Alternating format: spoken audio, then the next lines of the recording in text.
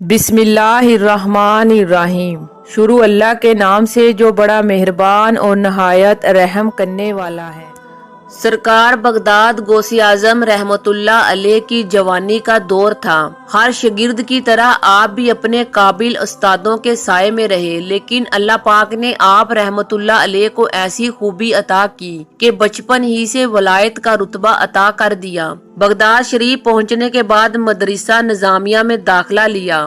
ہر علم کے ماہر اور باکمال استاد سے پالا پڑا۔ علم حاصل کرنے کے ساتھ ساتھ آپ خوب اللہ کی عبادت کیا کرتے تھے۔ کوئی غوث اعظم رحمت اللہ علیہ جیسا صاحب کمال فاضل نہ تھا۔ بڑے بڑے عالم آپ کی عزت کیا کرتے تھے۔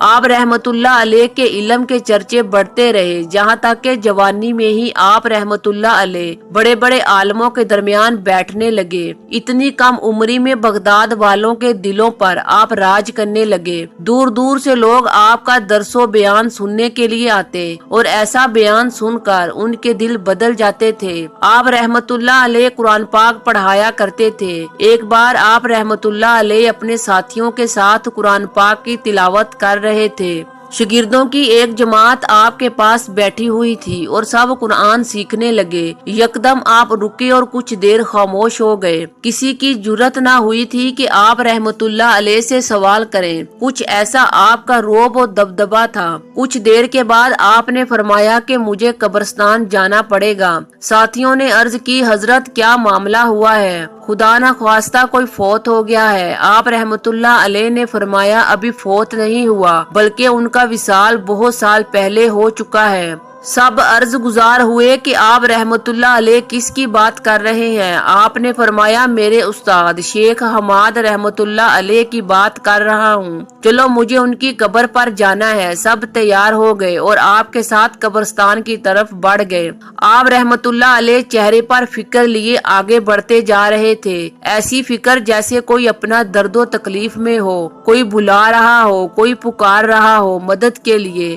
آپ رحمت اللہ علیہ جلد از جلد ان کی قبر پر پہنچ جانا چاہتے تھے۔ قبرستان کے پاس پہنچ کر آپ کچھ دیر رکے اور ساتھیوں سے فرمایا کہ آپ لوگ ذرا باہر چلے جائیے، مجھے یہاں اس قبر والے یعنی صاحب قبر کے ساتھ کچھ وقت بتانا ہے۔ سب ساتھی آپ رحمت اللہ علیہ کے حکم پر قبرستان سے باہر چلے گئے۔ آپ بہت دیر تک حضور بغداد سید حماد الدین رحمت اللہ علیہ کی قبر پر تشریف فرما رہے۔ یہ راز تو اللہ پاک کو معلوم تھا کہ آخر کیا گفتگو کی جا رہی تھی۔ جب آپ رحمت اللہ علیہ کو بہت دیر ہو گئی اور قبرستان سے باہر نہ آئے تو ساتھیوں کو پریشانی ہوئی کہ اتنا وقت کیوں لگ گیا۔ خیر تو ہے، ان میں سے ایک گیا اور دیکھ کر آئے۔ ایک ساتھی آپ رحمت اللہ علیہ کو دیکھنے گیا، دیکھا کہ آپ رحمت اللہ علیہ قبلہ رخ ہو کر نماز پڑھ رہے ہیں، اور نماز ایسی کہ لمبا رکوع، لمبا قیام، لمبے سجدے آپ نے کیے۔ پھر آپ نے دیکھا کہ آپ رحمت اللہ علیہ سر جھکائے، آنکھیں بند کیے ہوئے دعا کر رہے ہیں۔ اس دعا میں اتنی طاقت تھی کہ اچانک ایک کرشمہ ہوا کہ شیخ حماد کی قبر کے اندر سے روشنی پھوٹنے لگی، جس سے آس پاس کی سب قبریں بھی روشن ہو گئی۔ وہ منظر اتنا پرکیف اور دلکش تھا کہ وہ شخص اس نظارے میں کھو سا گیا۔ دستگیر غوث اعظم رحمت اللہ علیہ دعا کرتے رہے۔ اتنی تڑپ اس دعا میں تھی کہ آنسو بہتے جا رہے تھے اور دعائیہ کلمات لب مبارک سے نکلتے جا رہے تھے۔ کیا ماجرا تھا، ساتھی کچھ سمجھ نہ سکا، اور اتنی شدت سے دعا مانگنے کا کیا مقصد تھا؟ آخر کیوں حضور رحمت اللہ علیہ اتنا رو رہے تھے؟ جب اس شخص کو تھوڑا ہوش آیا تو قبرستان سے باہر آ گیا۔ دل چپ، نظر حیران، دل میں روشنی ہی روشنی۔ یہ شانی ولایت دیکھی غوث اعظم کی۔ اب دل دنگ تھا، وہ سوال دل میں لیے بس آپ کا منتظر تھا۔ جب غوث اعظم رحمت اللہ علیہ قبر سے باہر آئے تو آپ سے پوچھنے لگے آخر اس دعا کو کرنے کا کیا مقصد تھا، اور کافی دیر کے بعد آپ رحمت اللہ علیہ قبرستان سے باہر آئے اور چہرے پر دل لوٹنے والی مسکراہٹ تھی۔ اتنا اطمینان دیکھ کر وہ لوگ پوچھنے لگے، حضرت اولیاء غوث اعظم عبد القادر جیلانی رحمت اللہ علیہ کیا بات ہے؟ تو آپ رحمت اللہ علیہ نے فرمایا، ہاں بس خوشخبری ہے۔ ساتھیوں نے پوچھا کہ کیسی خوشخبری؟ حضرت نے فرمایا، تم سب جانتے ہو میرے روحانی استاد تھے जवानी का दौर था और अल्लाह पाक के करम से जो इल्म पाने के लिए मैं बगदाद आया था वो नसीब भी हुआ। अब मुझे महसूस हुआ कि एक रूहानी उस्ताद हो जिससे मेरी मुलाकात भी हो जाए। मैंने अल्लाह पाक के आगे झुक कर दुआ मांगी कि अल्लाह पाक मुझे ऐसी हस्ती अता कर दे कि जिसके साथ रहकर मैं और मजीद निखर जाऊं। बारगाहे इलाही में दुआ कबूल हुई। हजरत शेख हमाद रहमतुल्लाह अलैह की सोहबत से मिलने वाले फैज से मेरे दिल में इश्क़ इलाही और उबर कर आया। मेरे साथ शेख के और भी शागिर्द हुआ करते थे और एक बार हम किसी नहर के पास से गुजर रहे थे। ये रात का वक्त था और हम सब अल्लाह का जिक्र करते हुए वहाँ से जा रहे थे। अचानक शेख ने अपने दाएं हाथ से मुझे नहर में धक्का दे दिया। सर्दी का ये मौसम था।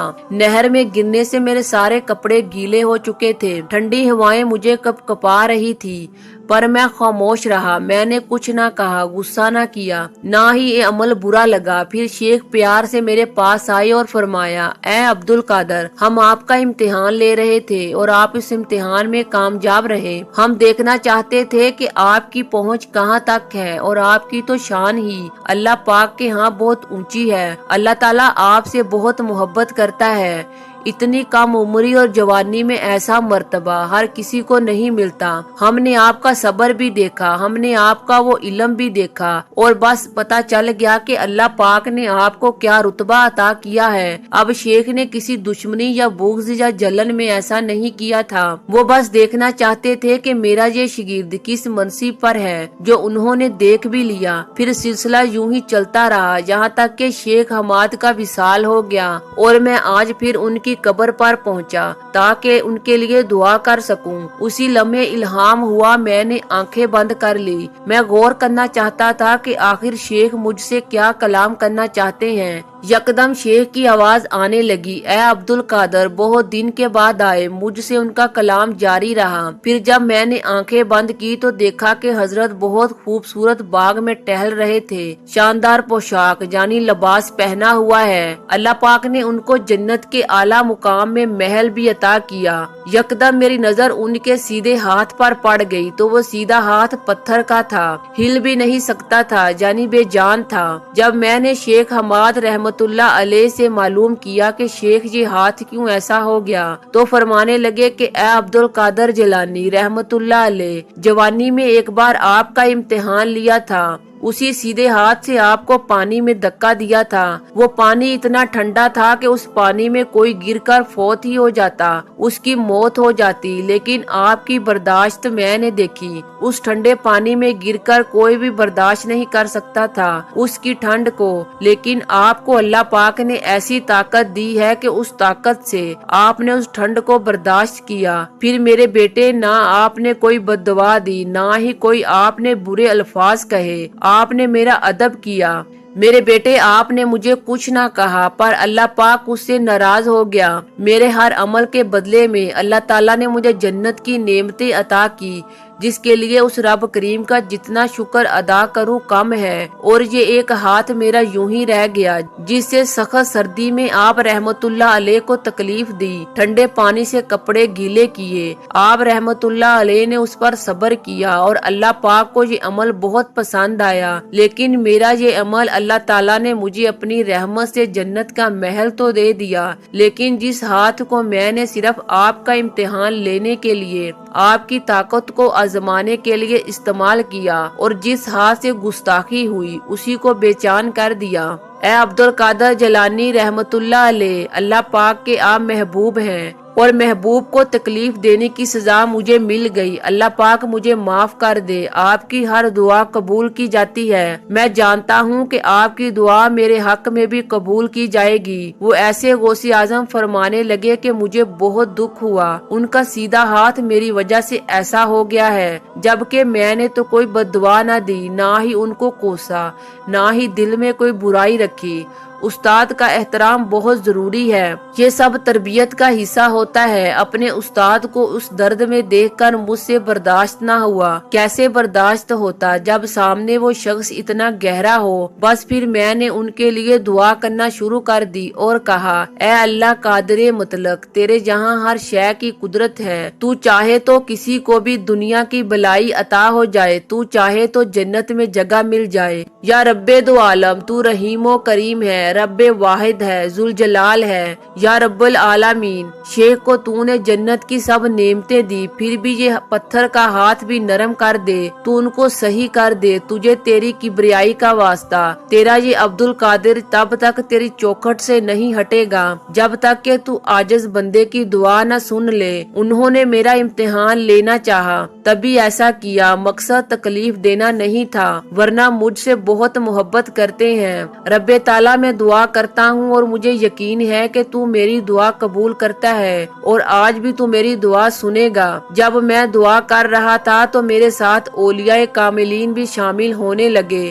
وہ سب اپنی قبروں میں سوئے ہوئے تھے، لیکن سوتے ہوئے بھی ان کو میری آواز آ رہی تھی۔ سب میرے ساتھ اللہ پاک کی عظیم بارگاہ میں حاضر تھے، سب نے اپنی طرف سے دعا کی۔ یہ کوئی ایک دو کامل ولی نہیں تھے، بلکہ 5000 ولیوں نے دعا کی میرے ساتھ مل کر۔ جب میرے ساتھ وہ بھی دعا میں شریک تھے، جب 5000 ولیوں کی سفارش لگی، سب کی دعا پر فرشتے آمین کہتے رہے، تب جا کر اللہ ذوالجلال کے جلال میں کمی آئی اور پھر اللہ تعالیٰ نے دعا قبول کی۔ پھر کہیں جا کر شیخ صاحب کا دایاں ہاتھ اپنی پہلی حالت میں واپس آ گیا۔ میں نے خود اپنی آنکھوں سے دیکھا کہ ان کا وہ ہاتھ جو پتھر کا تھا، جبکہ وہ ہل نہیں پا رہا تھا، اب وہ اپنی صحیح حالت میں آ کر ہل رہا تھا۔ ان کے چہرے پر نورانیت ہی نورانیت تھی۔ فرشتے ان کے آس پاس کھڑے تھے۔ جو محل ان کو ملا ہوا تھا، اس محل کو روشنیوں سے سجا دیا گیا، جن پتھروں کو کسی آنکھ نے آج تک نہیں دیکھا۔ وہ پتھر اس طرح چمک رہے تھے کہ کسی کی آنکھ نہیں کھل پاتی۔ ان کی روشنی کو پا کر پھر وہ میرے استاد شاندار سے لباس میں میرے پاس چلتے ہوئے آئے۔ ان کا ہاتھ اب ہل رہا تھا۔ اللہ پاک نے اس کو اتنی جان دے دی کہ وہ ہاتھ سے مجھ سے مصافحہ کرنے لگے اور کہنے لگے، اے میرے عبد القادر، آپ نے میرے لیے دعا کی، اللہ تعالیٰ آپ کو جزائے خیر دے۔ جس دن نہر میں آپ کو میں نے گرایا تھا، اسی دن میں نے آپ کے مقام کو سمجھ لیا تھا۔ میں نے اللہ پاک سے توبہ بھی کی تھی، لیکن جب تک آپ رحمت اللہ علیہ کی سفارش نہیں لگتی، اللہ رب الکریم مجھے معاف بھی نہیں کرتا۔